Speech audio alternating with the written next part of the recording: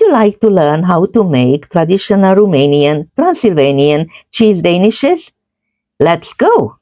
We start first with warm milk and the yeast. Not hot milk. Hot milk will kill your yeast. Break the yeast into the warm milk and give it a stir. Fresh yeast is harder to find, so if you don't have the fresh yeast, just use dry active yeast. So I'm adding the yeast to the milk together with the sugar. Whisk it together until the yeast is dissolved into the milk. Then set it aside to rise. It should be bubbly. Next, sip the flour into another bowl to get rid of any lumps and set it aside. This will also air the flour. The yeast has foamed and I'm going to add it to a mixing bowl. Also the sugar, lemon rind, the 2 eggs, the milk, and about 2 cups of flour. And start the mixer on low and let the mixer blend everything together and start to form into a dough. If you don't have a stand mixer, don't worry. This process can be done also by hand. You can start whisking it together first and then use your hand to make the dough. It can be done, it might take a little longer. As the flour gets incorporated, I'm adding more and more flour. The dough starts to come together. So now I'm going to add the salt, and I'm using Himalayan salt, and also the melted butter. You can use melted margarine, but I highly recommend to stick with butter because nothing beats the flavor of real butter, right?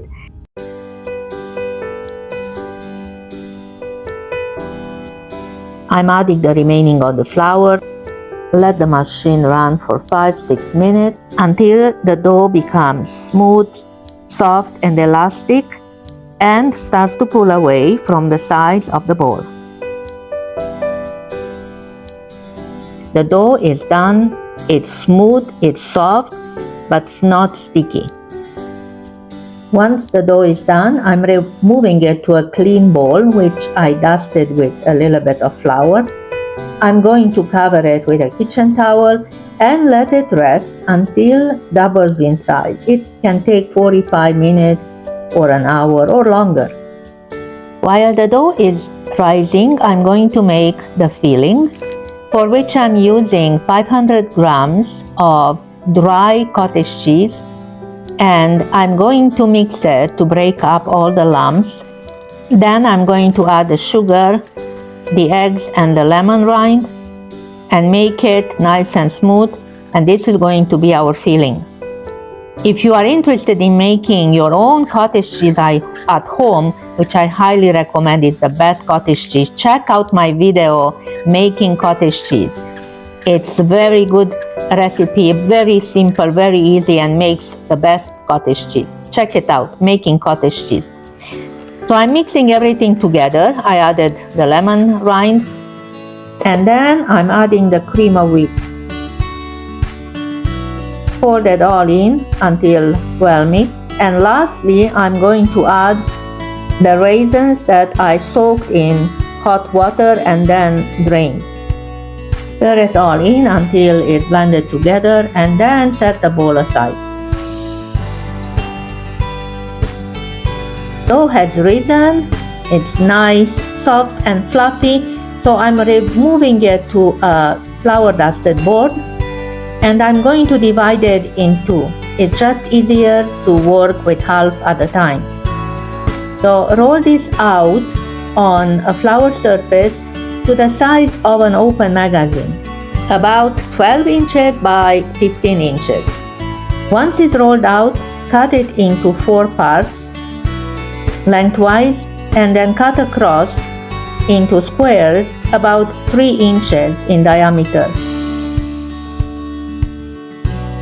Place 1 tablespoon of the cottage cheese mixture in the center of each square.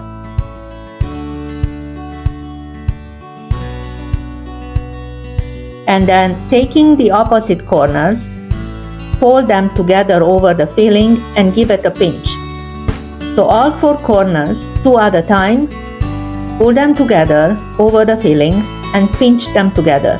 You have to maybe stretch a little bit the 2 corners and pull over the filling and give it a pinch.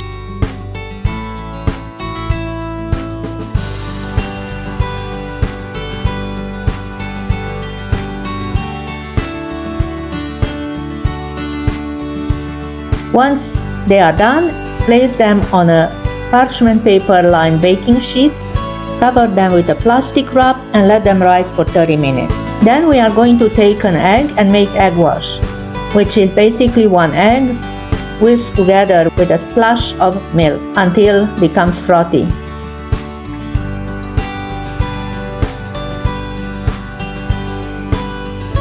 After 30 minutes, we are going to use a silicone brush and brush each with egg wash and bake them in preheated oven at 350 degrees Fahrenheit for 20 to 25 minutes or until they become golden brown.